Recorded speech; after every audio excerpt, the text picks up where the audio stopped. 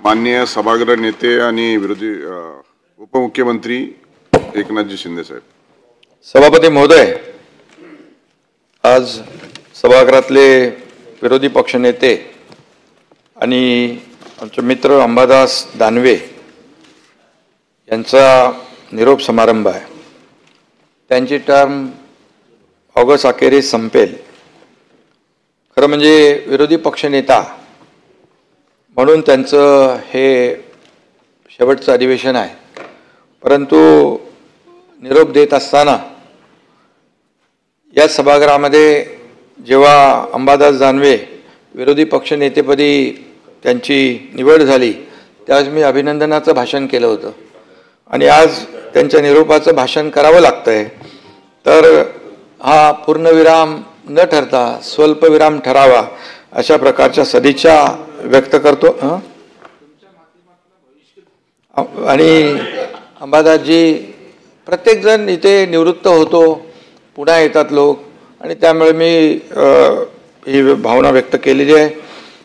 त्यामुळे आणि मुख्यमंत्री म्हणून जेव्हा या महाराष्ट्रासारख्या मोठ्या राज्याचा मुख्यमंत्री म्हणून मला काम करण्याची संधी मिळाली त्यावेळेस या सर्वोच्च सभागृहामध्ये देखील विरोधी पक्षनेता म्हणून काम करण्याची संधी अंबादास यांना मिळाली.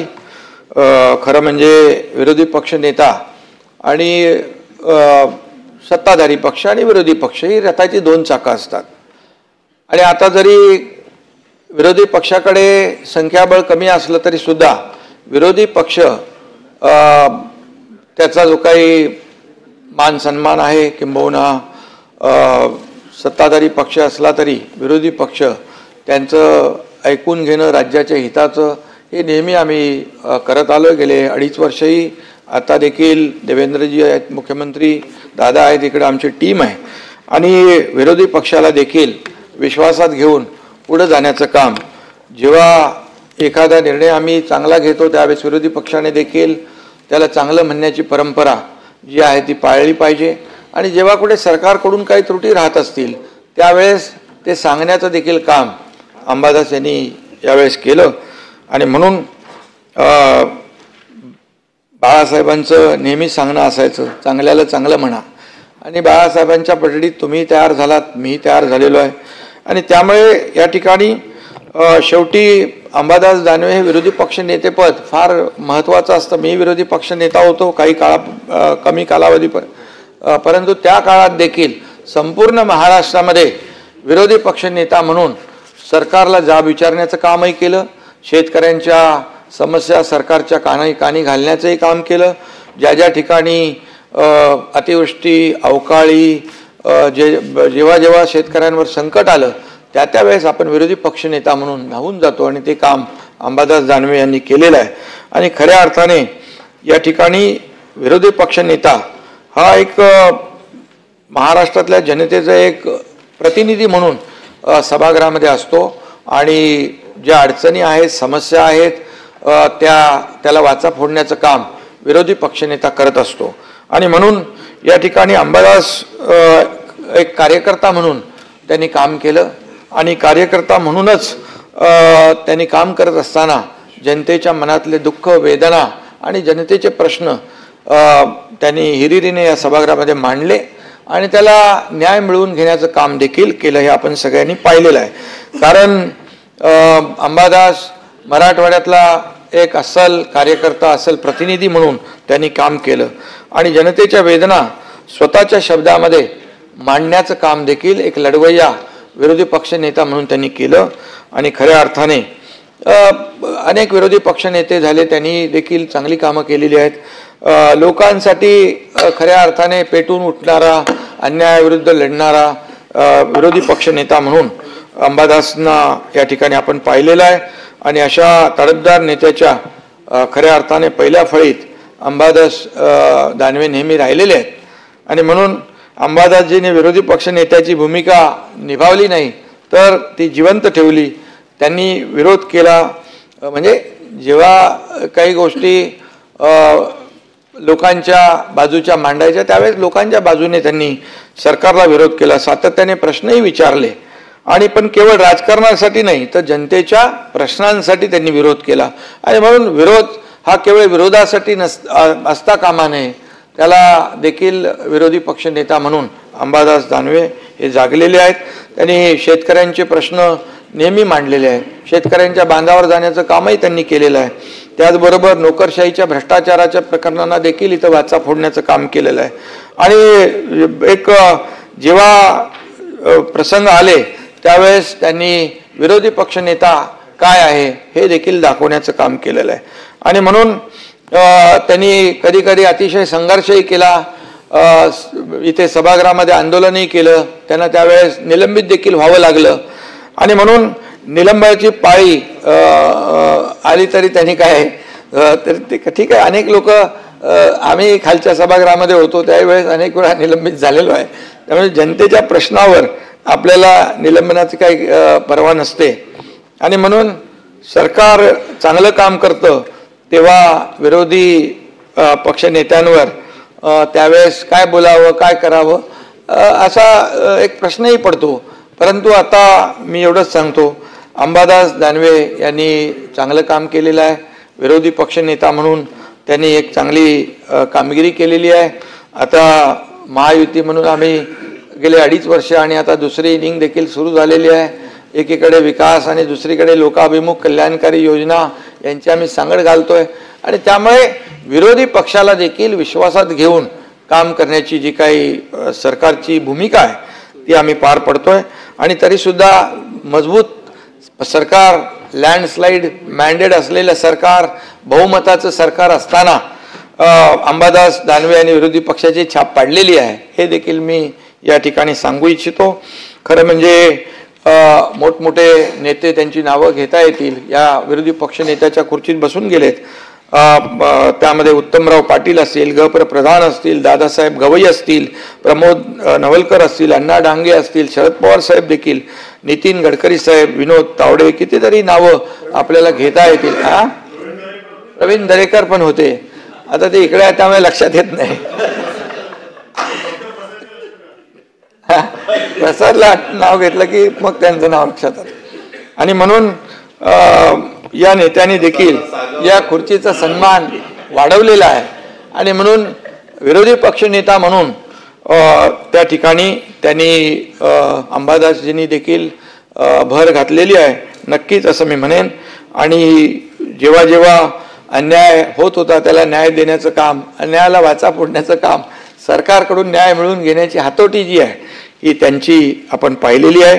खरं म्हणजे सहकार्याला निरोप देता येतो, परंतु एक आपण शेवटी निरोप समारंभ जो आहे हा कोणालाही अवघडच असतो, कारण शेवटी आपण एकत्र काम करत असतो सभागृहामध्ये.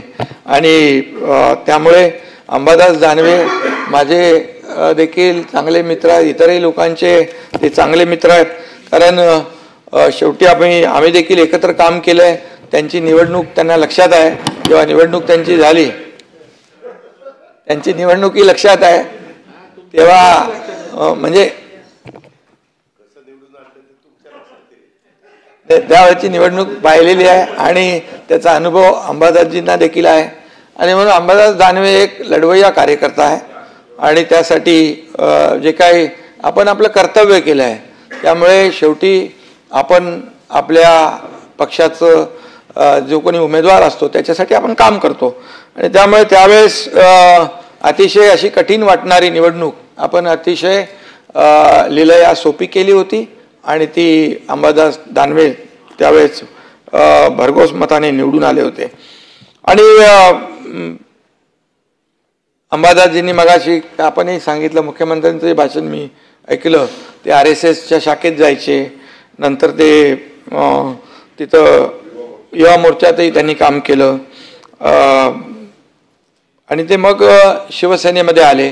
शेवटी एकाच विचारधारेचे पक्ष, त्यामुळे ते मिळतं जुळतं सगळं आहे त्यांच्या बाबतीमध्ये.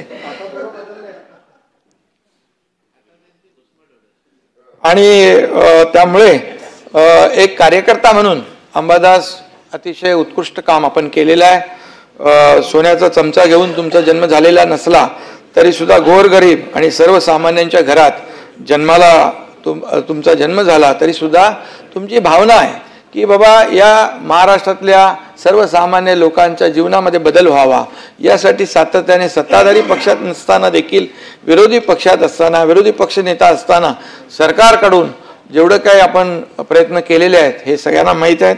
आणि स्वतःच्या परिश्रमाने आणि एक संयम ठेवून अतिशय कष्ट मेहनत घेऊन आपण या पदापर्यंत पोचलेला आहेत.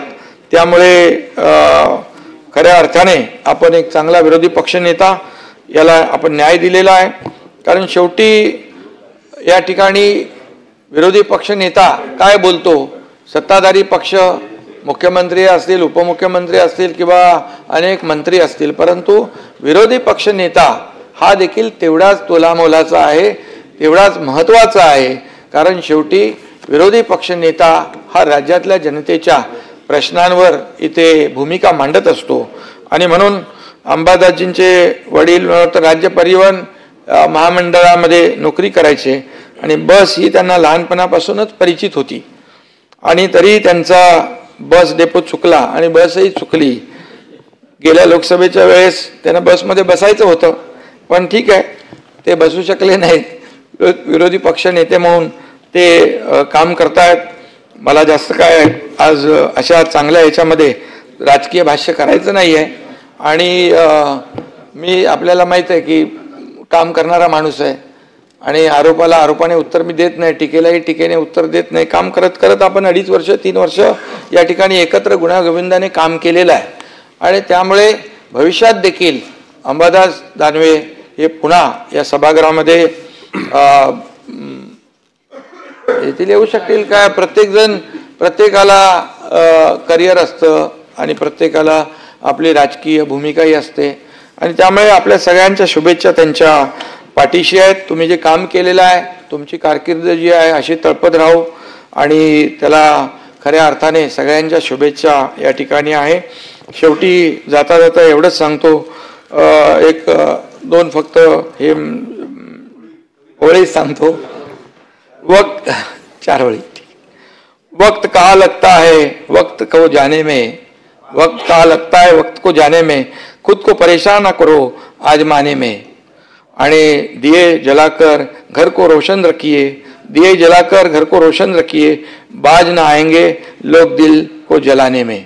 आणि म्हणून मनापासून तुम्हाला खूप खूप शुभेच्छा देतो. आणि तुमची कारकीर्द तुमचं काय बोलू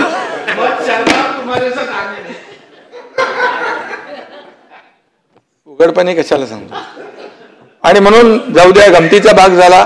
पण पुन्हा एकदा तुम्हाला विरोधी पक्ष नेता म्हणून जे तुम्ही काम केलं त्याबद्दल महाराष्ट्रातली जनता आपल्याला एक तडफदार आणि एक संघर्ष करणारा, सर्वसामान्यांसाठी झगडणारा विरोधी पक्षनेता म्हणून तुमची कारकीर्द यशस्वी झाली. यापुढे देखील आपली कारकीर्द राजकीय सामाजिक जीवनामध्ये आपल्याला असंच यश मिळो अशा प्रकारच्या मी शुभेच्छा तुम्हाला देतो. पुन्हा एकदा मनापासून खूप खूप शुभेच्छा. धन्यवाद. जय हिंद, जय महाराष्ट्र. माननीय उद्धवजी ठाकरे साहेब.